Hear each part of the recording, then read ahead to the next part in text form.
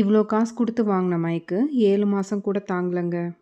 நான் 7 மந்த்துக்கு முன்னாடி Amazonல போயா V10 ஒயர்லெஸ் மைக் வாங்கியிருந்தேங்க. இதோட எம்ஆர்பி பார்த்தீங்கன்னா, அப்ப வந்து எனக்கு வந்து 2999க்கு இருந்தது. ஆனா நான் வாங்குன பிரைஸ் பார்த்தீங்கன்னா, 2699க்கு வாங்கியிருந்தேங்க.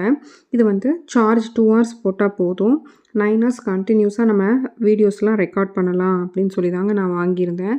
வாங்குனப்பயும் பார்த்தீங்கன்னா, சூப்பரா எனக்கு ஒர்க் ஆச்சு. இந்த 7 மந்த்துமே நான் நெறைய வீடியோஸ்லாம் போஸ்ட் பண்ணியிருப்பேன். எல்லாமே வாய்ஸ் குவாலிட்டி ஆகட்டும், நாய்ஸ் ரிடக்ஷன், அவுட்டோர் ரெக்கார்ட் பண்ணுறது எல்லாமே சூப்பரா இருந்ததுங்க. நான் நினச்சேன் மைக் அவ்வளோதான் போச்சு போல. இனி வந்து ஒர்க் ஆகாது. நம்ம வந்து ரிட்டர்னும் போட முடியாது. 7 மந்த் ஆயிருச்சு Amazonல அப்படின்னு சொல்லி நினச்சேன். சரி இனி என்ன பண்ணுறதுன்னு யோசிக்கிறப்ப தான், இனி வாரண்டி கார்டு இருக்குல்ல, அதில வச்சு கிளைம் பண்ணிக்கலாம் அப்படின்னு சொல்லிட்டு கஸ்டமர் கேர் நம்பரும் குடுத்துருந்தாங்க. நான் மெயில் பண்ணி கேட்டேன். எனக்கு வந்து இந்த மாதிரி பிரச்சனை ஆயிருச்சு அப்படின்னு சொல்லிட்டு Amazonல.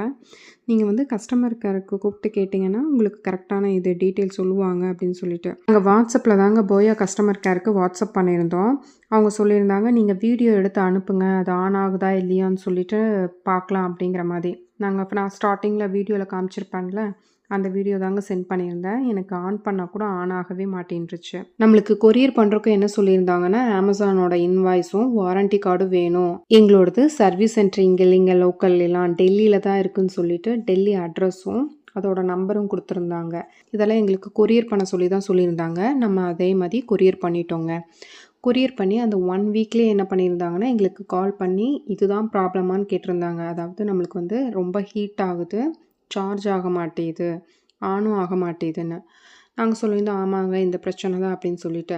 அவங்க சொல்லியிருந்தாங்க, "இந்த பிரச்சனைய வந்து ரெடி பண்ண முடியலைங்க. உங்களுக்கு நாங்க ரீப்ளேஸ்மெண்ட் பண்ணிடுறோம்" அப்படின்னு சொல்லியிருந்தாங்க. ஸோ செம்ம ஹாப்பிங்க.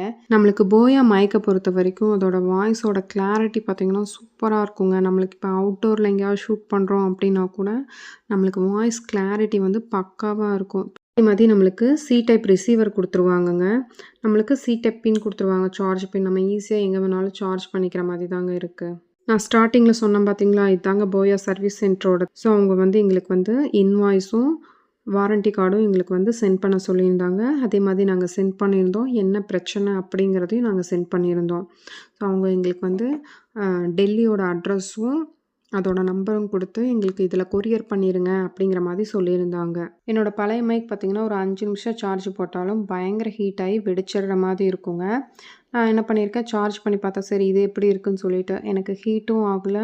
வாய்ஸ் கிளாரிட்டி பார்த்தீங்கன்னா, சூப்பரா இருந்தது ரெக்கார்ட் பண்ணதுக்கு. யாராச்சும் ஒயர்லெஸ் மைக் தேடிட்டு இருந்தீங்கன்னா, பெஸ்ட் சாய்ஸ்ன்னு சொல்லுவாங்க. நம்மளுக்கு வாய்ஸ் கிளாரிட்டி பார்த்தீங்கன்னா, சூப்பரா இருக்கும். அதே மாதிரி கஸ்டமர் சர்வீஸும் சூப்பரா இருக்குங்க. இந்த வீடியோ உங்களுக்கு யூஸ்ஃபுல்லா இருக்கும்னு நினைக்கிறேன். இன்னொரு வீடியோஸ்ல பார்க்கலாம். Bye friends.